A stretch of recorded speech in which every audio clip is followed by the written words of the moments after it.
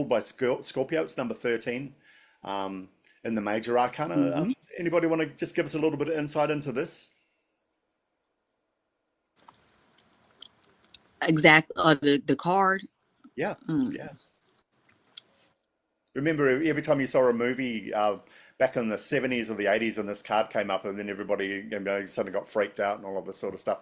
At the end of the day, it's probably not the worst card in the deck at all. There's Yeah. worse than this. It's Um, not. It's yeah, it's not. it's really about transformation.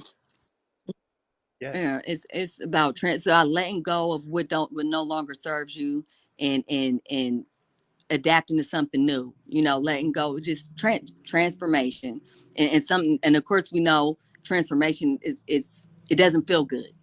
When we're going through it, but at the end, it should be worth it. Hmm. absolutely. Yep. And that it's a natural process. That's right. Yeah. Anything to add to that? Got the number 4. Well, it's got the number 13, which breaks down into 4 in numerology, which is the number of balance. And then it's got the Scorpio. So we all know that Scorpio is, the 8th house. It's like we talked about before. I guess it could be the occult. But this card to me symbolizes the death of something so that something else can come to life.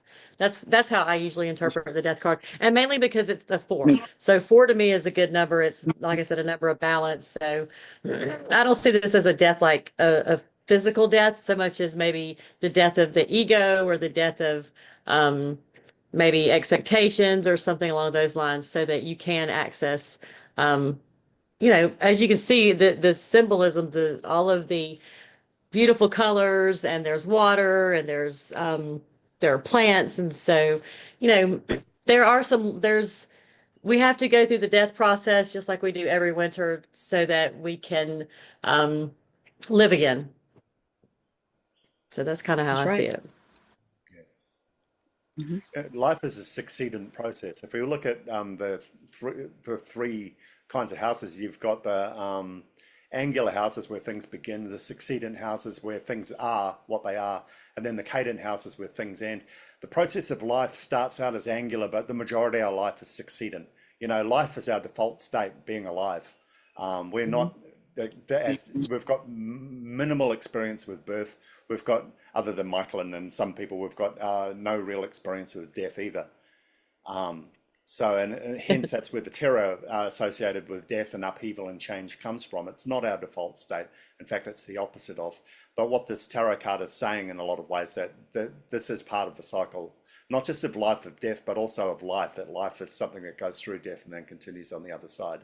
If you look at it from an esoteric point of view, that the default state of living is not something to hold on to necessarily just for the sake of holding it. And again, too, I think this is why the whole subject of assisted dying is so terrifying for so many people, and why there are so many strict laws and things in place that protect the status quo of that, how religions see it, and things like that too. You know what I mean? It's all the terror of the unknown. I think really the death card in a lot of ways represents that. It's not representing something that's necessarily terrifying in itself or bad or whatever the case may be, and that's Pluto.